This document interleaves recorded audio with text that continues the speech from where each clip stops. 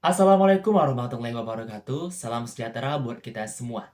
Kembali lagi dengan saya, Ilham Ramadan dari Program Studi Pendidikan Bahasa dan Sastra Indonesia kelas 2023B. Baik, seperti biasa, kita akan melanjutkan pembahasan kita dan kali ini kita berfokus kepada teori feminisme. Nah, pastinya teman-teman semua pernah mendengar kata feminisme atau feminim.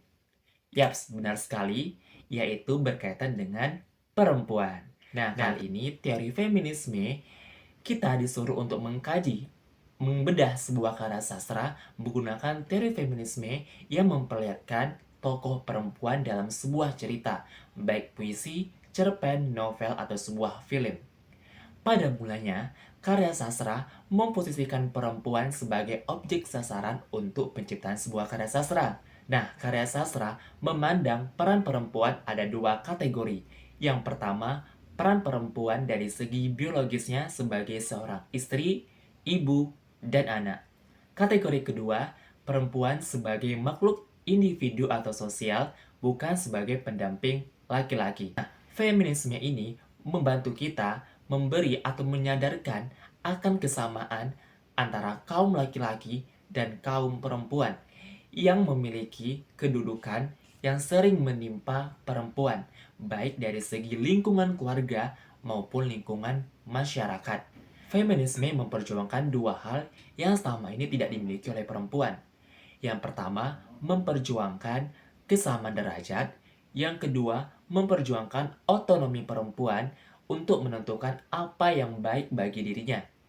Nah, disinilah teori feminisme kita kaji dalam sebuah karya sastra yang berupa film yang berjudul Yuni. Nah, pastinya film Yuni ini pernah menjadi populer pada akhir 2021 silam. Maka dari itu, untuk tidak berlama-lama, langsung aja kita simak pembahasan di video berikut ini.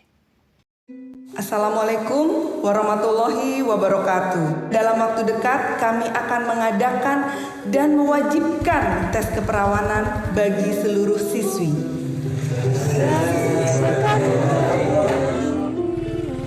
Emang nggak mau pacaran yang tempat sepi kok? Ngapa dibayar sih? Didelengi bae. Suarane merana ko.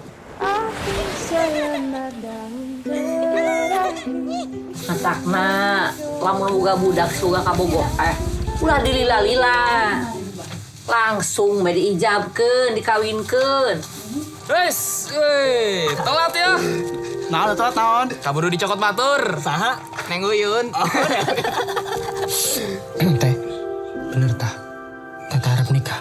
Yuni kusar, pengennya sing kayak Padamar. Masa bro Yuni, iya resep ke Padamar? Kagum bae. Kagum. Insya Allah, rakyat kula ge sampun setuju. Insya Allah.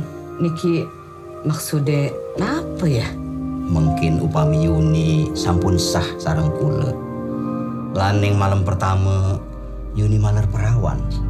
Kontan kula tambih malih 20 juta.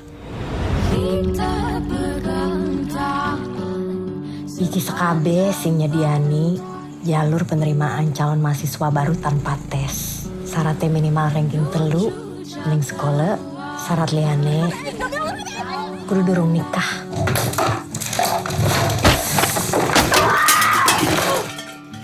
Lamaran sing kemarin. Kita marah warna yuk. Ini kan siapa sih gelem di wayu? Aki-aki pisan. Tapi lamun kita orang nerima, jadi hebat mali. Nolak lamaran, duwih sing rong balen. Bakal jodoh ada.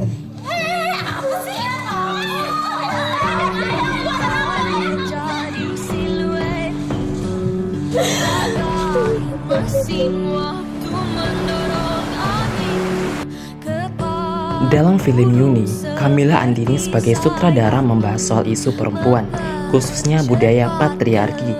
Dikisahkan Yuni yang terbelenggu dengan pilihannya untuk melanjutkan ke tingkat pendidikan yang lebih tinggi. Bertanya kepada orang tuanya, Yuni tidak mendapat jawaban atau solusi. Ia malah diminta untuk memilih jalannya sendiri. Dari sinilah yang membuat tampak putus asa dengan pilihannya. Apalagi saat itu, ia menjadi bahan omongan orang lain lantaran menolak lamaran. Dalam film Yuni, menganggap bahwa kaum perempuan dipandang rendah di tengah masyarakat, sedangkan laki-laki mendominasi dan berkuasa akan perempuan. Laki-laki dipandang memiliki kekuatan untuk mengontrol perempuan, sehingga pendidikan tidak begitu penting bagi perempuan, karena menganggap laki-laki bisa memberikan segalanya. Yuni dengan karakter yang pintar, mandiri, dan lebih berani dari teman-temannya membuat pandangan masyarakat kepada dirinya berbeda dari perempuan biasanya. Yuni meyakinkan dirinya bahwa tidak selamanya perempuan dipandang rendah. Perempuan juga berhak untuk meraih mimpi lewat pendidikan. Pandangan mengenai perempuan yang hanya di dapur, tidur di kasur, telah dipatahkan Yuni dengan keyakinan dirinya menolak lamaran dari laki-laki yang ingin melamar dirinya. Secara feminisme, Yuni begitu kuat dengan identitasnya. Terbukti saat dia punya kesukaan mengoleksi benda berwarna ungu. Hal ini memperkuat bahwa Yuni sosok yang tidak mudah goyah akan pendirian. Ia percaya akan dirinya dan tak ragu dalam memutuskan sesuatu. Yuni tak mudah percaya dengan mitos dan pamali dari masyarakat yang ditujukan kepada dirinya. Yuni ingin lepas dari lingkaran perjodohan. Bagi dirinya, perempuan juga manusia yang harus dihargai dalam memilih jalan hidup. Disadari atau tidak, ketika gagasan feminisme dilihat secara sekilas, sepertinya perempuan yang menjadi korban atas konsep cerita di film Yuni tersebut.